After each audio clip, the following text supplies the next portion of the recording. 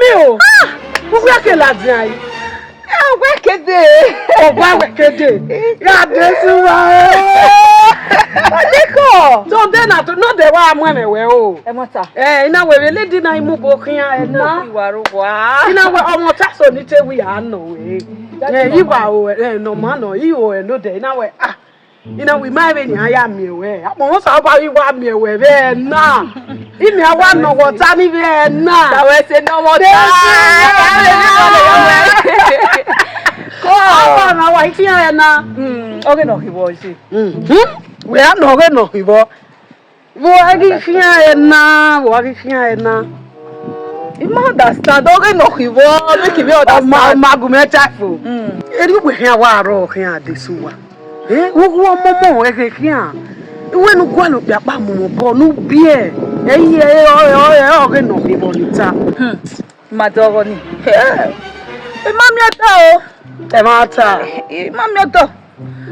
Gbon mi mi odo mami gba no wi yan ri mi. Ya ma gbegbe mi wa. Ya ma mu egbe gbeze udari mami odo. Na ko se gbe yu fu mi. Ye ti agbegbe mi wa tan. Mami odo. Oni ni we wo igba kian be dero ni. Ibe mi o ba be dero na. Oni wo. Oni. Ina we ni be test e o ze wo ku ni. Wo wa le lo ya kan be se ja be test e. Yes. Ina ni ka ma kin awon. Oyin wa ka ma we me mu egbe o. E ma me gbe no kokko mo. Ye e papa si ran gbe be ki e ba mo ori gan ye setting. E mota. Iwa ge no bi no wa mu egbe no ya wi mi ze. E no si ai. Emi ni mi atere tamawa de so wa. Egbo ni ni. We wo gwale be no aya mu ekofi obo e. O mu ekofi obo. E mota. Eri ono na eve kian. De ge na wa je na e mu ekofi opi abo. Wa gbere keri o. Obere wara anu wata ma megwe nye ti kokomo. Mi awa ama ni yene. Eti yen wa si mi a uki ege ni we ya ama ni. Le for 9 months then wa se ni mo pa do akokomo ni. Le ko ni mo pa e ari ra o. Ya ari fruit o, ya je clinic o, mo pa no. Ikedo bie. Ya re bie ni mo pa do akokomo ni kian e me no sa wa ni ta o.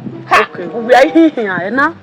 Because we can wa ra o be ni ama kian. Ege kian. Ye ko gwa lo da adesu wagumete mi pa ma we. Ohu ola e lo bi ha. Wa woni ki una. O ya me tama we nu gwa le bi no aya ama e umwe kune. O be go money na egi me. Ma de ga so ni aya ya gbera go ni ne. Iwe so we otun rarant. Otun nu bia ni no ye no re patakoti ni. Orarand. La wo we o se ni tu. La oni veje na gunwe kama gwe gun ate to we ni ha oni opa we de kenu si eje school se ani bo itejo ijo so ma imagine gbewere o because ti many brother many o no wa je school e ogwa lo e wi yan ri o no je school so ki an dede yen dede dan me we ka o no je school ogwa lo de to we je school ni aya tegu we be na me wu wifi wa match ge emi na ira mi wata ma mi bege ni wo mi mo ye school mo ye school o logo we be go ta na wa gwa o ku meli yo ko wa lo ta wi ba hai oma ai we na ya ko gwa le na so ma ke ase salo bari o ta gbun ta odo no mi go mi wa gwa lo deso wa gwa lo bi apa mo bo wu omomo o bi o me o e me go gwa lo pa mo bo be no mo ke la o sa wa ni tan o bi na me go akwa o bi anu mi go e mi ja wa e ba we ye gwa lo bi anu me go before ko e stage nu we je na o we ye gwa lo bi anu me go adesu wa oma ege ni ra na aka ma we nu je school we ge ni ma iyan ya nu wa gba fi e ki eligbeligbe na iyan smart sewe iyan me nwa sewe ni bula wodo ni oko wo pa ma re ma nu agwa lo bi anu me go yo da fun mi are o de no sa lo gba ya we me ke mi ade o ga re ya mi o ege ne we wa total ni anu agwa lo bi anu me go ai ma de we do ro bi mi o we do ma do ro bi o we agwa lo bi anu me go be no lawo ese na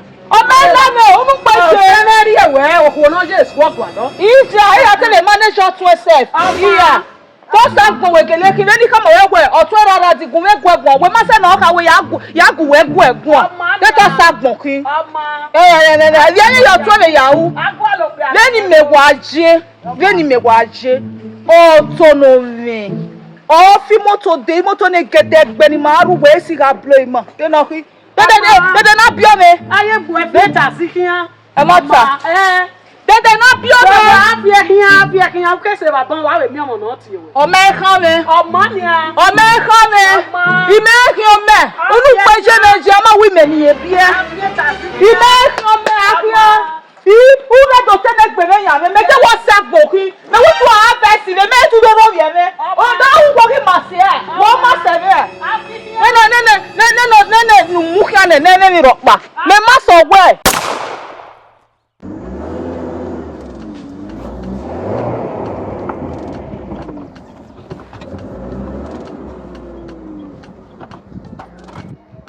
Ana teme.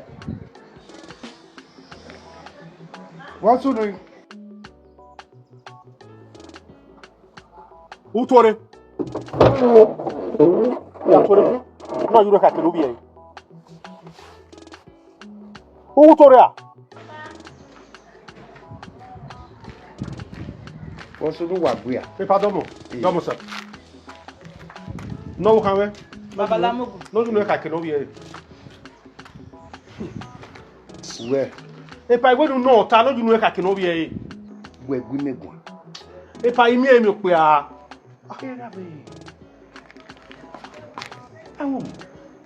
What's your brain on your video? Epa. Imuna ni muna 2 weeks in 2 weeks out. E de ni me go dey 50,000 ko na. Igo agwe 100,000 150 ni dey your top. I dey pize. E pe guy. E pe ni vione ikere. Àwọn mo wọ́n ṣe gbọ́ ni. baba oka ewe yen depize yen depigai e ma ta na ogele depize ogele we depigai o we depe he baba go me no e pi vie kwe no ro rivo